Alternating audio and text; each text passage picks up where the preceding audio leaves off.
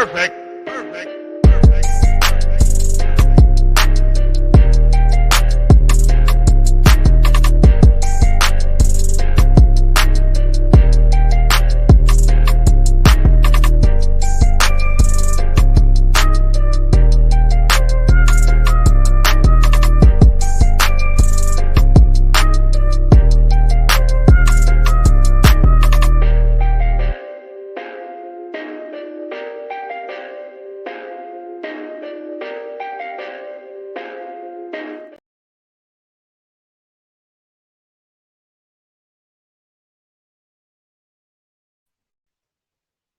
All right, everybody, welcome to today's edition of SWACTalk. Of course, this is the show where we cover the SWAC inside and out, and I am your tour guide around the SWAC, C. Wells, coming at you. And first off, happy Easter to you all, man. Happy Easter to everybody out there. Hope y'all having a good day and enjoying your time.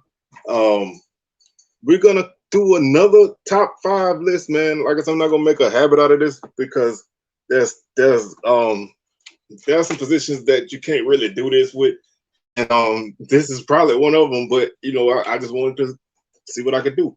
So this is our top 5 wide receivers. Again, just like the running back list, this is heading into the 2023 season. So if you got a guy on your team who is a transfer in, I'm not gonna put him on this list because this is only for guys who played in the SWAC last season, just to kind of keep it even. And like I said before in my running back video, if you're one of your guys is a dog, he's freshman, he new, transfer, or he didn't log any time last season, and he balls out this year, then if I do a postseason list or a list heading into next year, then he'll be on that list. I just wanted to kind of keep this to guys who actually had logged some time last season. Just to kind of give an idea of what's returning. That's more so what it is than this is the best guy out of all the SWAC guys. This is just more just guys I think that you should look out for, and I just rank them. So with that being said, y'all can check out the socials. They're on the screen down below. Facebook is SWACTalk, Instagram SWACTalk, Twitter SWACTalk76. Make sure you subscribe to the channel if you haven't done so already. If you have, thank you very much. Make sure you like the videos. Definitely hit that like button. Share video. Feel free to comment and hit the notification bell. So we're not gonna waste no more time, man, on this. We're gonna go ahead and jump feet first into this. This list was a little bit harder than the running back list because the top 3 receivers in the conference are gone. I guess you can say like 7 of the top 10 are gone. So this is a list of guys who are lower down that list, but there's still some talent here. Like I said, 8 of the top 11 are gone. So you kind of have to start to really dip lower into the receiving rankings to get to these guys. Now that doesn't mean these guys don't have talent. That doesn't mean these guys aren't gonna have great seasons. Some of these guys played on offenses that just did not do great, even though they did lead their team in receiving. And some of these guys were second options who are gonna have a bigger impact this season. So we'll do it just like I did the running back video. We'll do an honorable mention.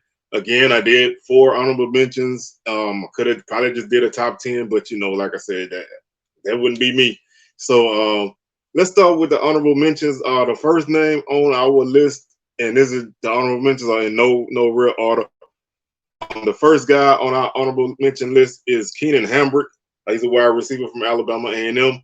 He was second on their team in most receiving categories. He had 29 catches for 370 yards and 2 touchdowns. He had a long of 47 on the season, averaged 12.8 yards per catch, 2.6 catches per game, and 33.6 yards per game. Like I said, he was more of a second option in that offense. Really wasn't very consistent last season. He had a couple big games though. He had a six catch, 139-yard performance against Texas Southern, and a 5 catch for 82-yard performance against Troy. Other than that, he was kind of, you know, hit or miss. You know, didn't really have a lot of big numbers outside of that. He had a pretty decent performance in the spring game this past Saturday. So you probably would expect to see him get more touches on this season. Since they don't really have a top guy coming in with experience. So I would expect to see him get a lot of action and a lot of touches this upcoming season. Next on our list is and this is a guy who I probably could have put number one on the list. Well, not number one, but who I probably could have put in the top five. Just on the strength of some of the numbers he put up. And that's Willie Gaines from Jackson State. Again, another guy who didn't, who showed a lot of flashes, had some big plays, had a lot of big plays. But he played on offense that had a lot of guys in front of him that made plays. So he finished the season with 27 catches for 446 yards and 5 touchdowns. His 5 touchdowns are the most, tied for the most for any returning wide receiver in the conference. So that's definitely a guy who can get in the end zone. He had an 86-yard touchdown reception against Grambling, and that was the second longest reception in the league this past season. So again, he was a big play type of guy. He averaged 16.5 yards per catch and 2.1 catches per game and 34.3 yards per game. Some of his bigger games this past season, he had 2 catches for 89 yards and a touchdown against Grambling, including an 86-yarder. He had 4 for 61 and a touchdown against Alabama State, 7 for 76 against Southern in the SWAC championship.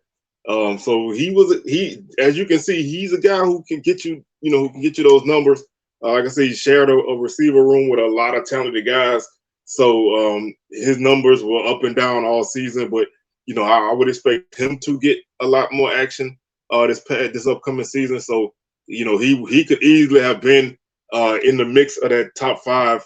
I just put him there because, like I said, the other guys were guys who started and were a little bit more consistent. A couple of guys maybe were a little bit more hit or miss like that, but it was all just in how you slotted anybody. My next honorable mention guy, and this one is a little, the guy has talent, but his offense just was not good through the air, and that's Cassius Allen from Southern. He was the number 20th ranked receiver in the conference in terms of yardage, with 407 yards. Well, did I do that right? In terms of yardage, he was 15th with 407 yards on the season. He was 20th in receptions with 26. He finished the season with 3 touchdowns. He also averaged 15.7 yards per catch, and he averaged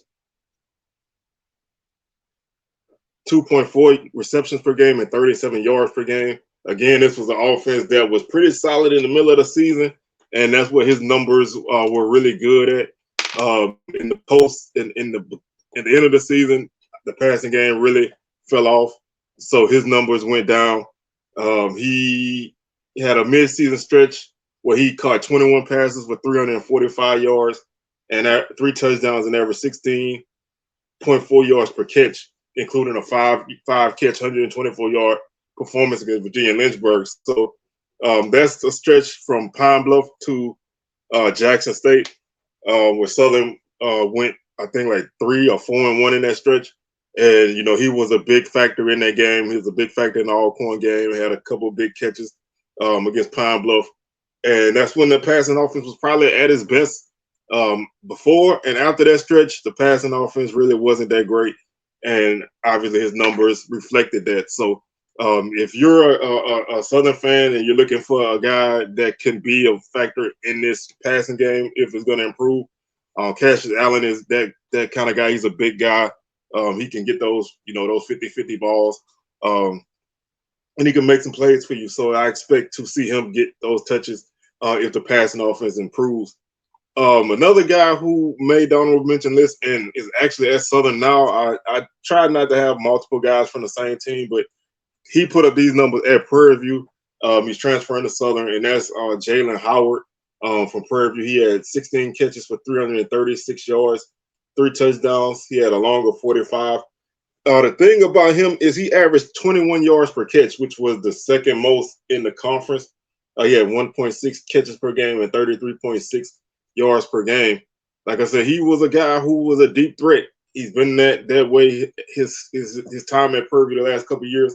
Last year's passing offense wasn't that great at Prairie View, so didn't really get the looks that he probably should have gotten. But this is a guy who can go deep for you. He had a big game against Texas Southern a couple of years ago where he caught a couple of long touchdowns. He's that type of guy that can stretch the field for you. And so being on an offense that didn't really throw the ball a lot, he put up pretty solid numbers. He had a season high 90 yards against Pine Bluff last season. Like I said, a longer 45, and his season high in catches was four against Abilene Christian. So again, in this, if this Southern offense is to get better, then you're gonna see him be a factor in this offense because Southern has some guys that could get deep, but they necessarily didn't have the arm to take advantage of it. So if the quarterbacks are better at that, then Southern's offense is going to look a lot different. And that's a lot of ifs, and we can talk about that later. But just for the strength of this list, he made honorable mention for that. Moving to the top 5, number 5 is Keyshawn Johnson from Alabama State. Guy played, he was coming into the season. He was a guy a lot of people didn't really talk about. Jeremiah Hickson was more the guy who people looked at from Alabama State, but he finished the season with 31 catches for 530 yards and 3 touchdowns. He averaged 17.1 yards per catch. Again, a guy who can kind of get downfield, had a few big plays on the season. He finished the season ranked. He was let's see what he is. He was why am I missing all my numbers? He was number 13 in the conference in receptions with 31. He was number 8 in the conference in yardage with 530. Caught 3 touchdowns, had a longer 67. Like I said, averaged 17.1 yards per catch, averaged 3.4 receptions per game, and averaged 58.9 yards per game, which was third in the league, but the most yards per game of any returning wide receiver. So he was very productive in an offense that wasn't that productive, and nor was it stable with quarterback play. He had a game of 7 catches for 126 yards and a loss to Pine Bluff in the Turkey Day Classic. He also had 5 catches for 69 yards and a touchdown against Valley. He had 5 for 116 against Valley and 5 for 69 and 1 touchdown against FAMU, scoring the only offensive touchdown that the Hornets scored that game against FAMU. Caught that on a trick play. So I expect if their offense is going to flourish, then he needs to be a big factor in the offense, especially losing a guy like Hickson, who was a guy who was pretty consistent. So being the true number 1 guy, I expect to see him flourish in this offense if the offense can get going. The number 4 guy on the list is Derek Morton from Texas Southern. Again, he was a guy who didn't get in the end zone a lot. Only had the 1 touchdown this past season, 36 catches for 571 yards and 1 touchdown. Had a longer 53, average of 15.9 yards per catch, 3.6 receptions per game, and 57.1 yards per game. Again, this offense was really young on the receiver side of things, so they had their ups and downs. He had 5 catches for 90 yards against Alabama A&M. He had 7 for 95, 4 for 91 against Southern, and his only touchdown. He had his long catch of 53 yards also came against Southern, and he had 7 catches for 115 yards against North Texas. So some good, when he was targeted, He put up some really good numbers. You know, he's a guy who is probably going to bump up this list if the offense continues to focus on the pass game, because the run game for Texas Southern is there. The passing game, it can be there. It was there before. It wasn't as great last season, but it can get there again. They bringing in quite a few other guys to catch passes, but you want to have a guy that was productive, and he was productive. So I expect to see them continue to look his way, and him make some things happen, maybe get in the end zone more. But he did what he needed to do to help move the chains, and he was a guy who ranked fairly highly in returning guys. He was actually third in terms of receptions in terms of returning guys. So he was one of the most productive guys coming back this season. Yardage, when you look at returning guys, he was actually second in the league in returning guys in yardage. So very productive guy for people who played last season and have eligibility for this season. So really expect to see more from him. The next guy is Marcus Riley from Bethune-Cookman. Again, another offense that was up and down. Bethune-Cookman's offense statistically finished really well. They did have some turnover problems, and obviously with their record, they had some efficiency problems. But this guy was a definition of feast or famine. He finished the season with 39 catches, 553 yards, 5 touchdowns. He averaged 14.4 yards per catch with a long of 73.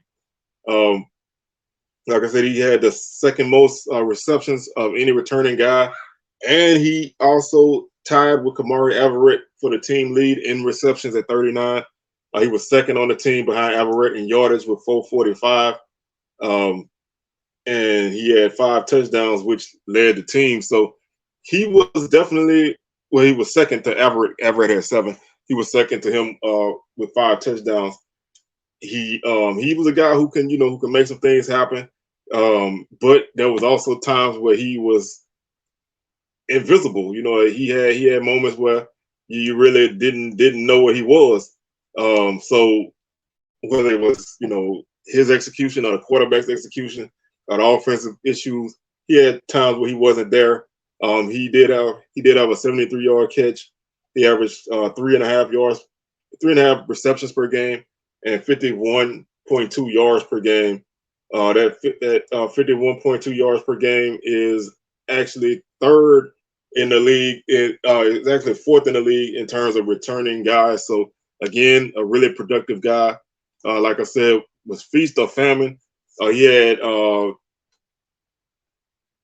He had 13 catches for 265 yards and 2 touchdowns against Valley and Prairie View in back-to-back weeks. Other than that, not much else in terms of big numbers. Like you can see, almost half of his yardage came in those 2 games. So he was a guy who could make some things happen. But then he also had stretches where he just was not there.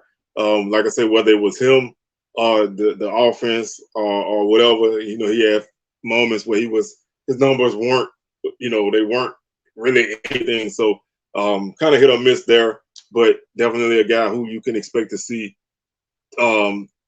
Whoever the quarterback with Bethune-Cookman needs to kind of lean on this guy and use him to help them get acclimated. Number 2 guy, again, it's kind of similar to the running back list.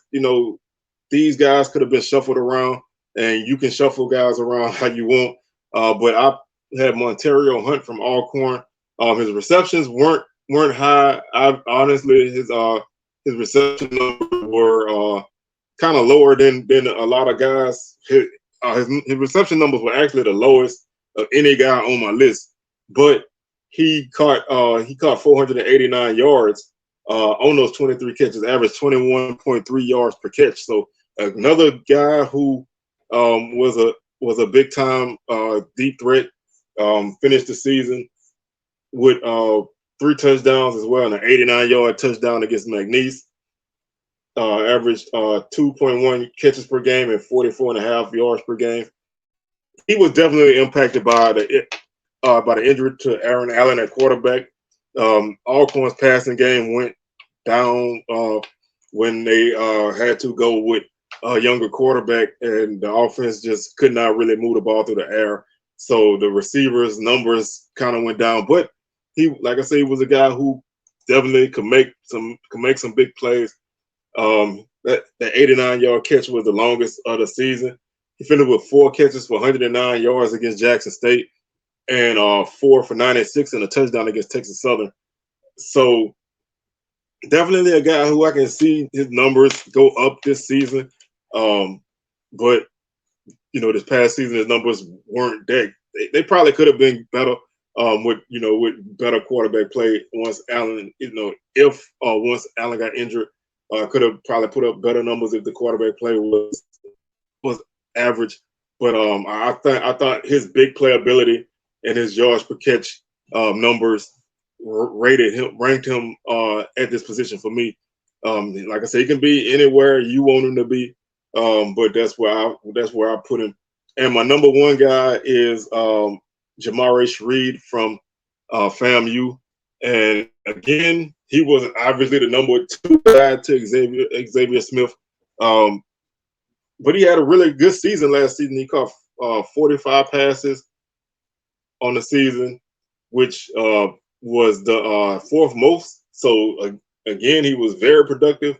Caught the 4th most passes in the league at 45. Had 588 yards, which was also 4th in the league. Finished with 3 touchdowns. Had a long of 44, and he averaged 13.1 yards per catch, which in the offense that they have not a lot of super deep passes. These guys are guys who are gonna get the ball in space and make some things happen. Very, very fast guy, really solid return guy as well. So kind of that more bang for your buck type of guy. He's gonna be a guy to make those kind of plays for you. He averaged 4.1 receptions per game, which was also 4th in the league, and he averaged 53.5 yards per game, which was 6th in the league, and is the 3rd highest for any returning guy. His numbers on the season: he had 8 for 106 against Grambling, 7 for 138 against Alabama A&M, and he, like I said, he led all returning guys in yards and catches. So you can only expect his numbers to get better as he gets more targets. Like I said, he finished with 45 catches. Xavier Smith finished with 87, so he had 40 more catches than him. So that's more targets that's probably going to come his way for this offense. But they do have other options to go through. But I think this is, like I said, star power wise, there's not a lot of names on this list that are like big, are guys that are going to move the needle for most people in terms of star power. But I think a lot of these guys are going to take that step and become that guy, or become a very solid guy. And obviously, there's going to be some turn my camera on. Sorry, there's going to be some all conference guys on this list. And there's also going to be some guys who didn't make this list, who were on the outside, that probably can get there. But we'll see what happens. Like I said, this is like I said, if you look at the list on returning guys, and in terms of receptions, on this list you have the number 3 guy on the list, the number 5 guy on the list, number 6, number 7, number 9. Number 14. Oh no, that's wrong. Let's see. Sorry. In terms of receptions, the returning guys, you have the number 4 guy on the list overall, number 5, number 7, number 12, number 16,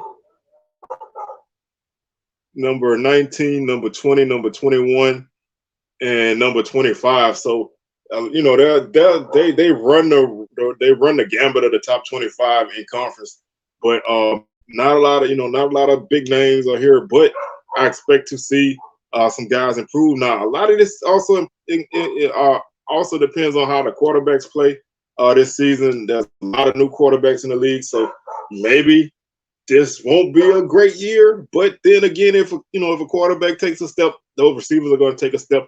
Maybe those guys are going to be good enough to make the quarterbacks look good. So we'll see what happens. with this list. We'll revisit it at the end of the season. I'm not necessarily saying I'm going to do another top 5, but we'll go back and look at it and see, see who, who stepped up and who didn't. Because that, like I said, there's other guys coming in that are probably going to step in front of some of these guys, or or make their own claims. So it'll be interesting to watch this season and see how this list turns out. So that's gonna do it for us today, man. I thank y'all for tuning in. I just want to hop in on here real quick on Easter Sunday and drop a little thing for y'all. So y'all go ahead and enjoy y'all the rest of y'all weekend, and we'll see y'all on Wednesday with another edition of SWAC Talk. SWAC Smoke coming at you Thursday, 6 p.m. Central, 7 p.m. Eastern, and then another edition of SWAC Talk coming next Sunday. So we'll talk more about spring games probably on Wednesday, and then on Sunday we'll probably talk some more spring football. And then we'll just go from there. So with that being said, I'm your tour guide around the SWAC Seawell signing out, and we'll catch y'all on the rebound. Peace.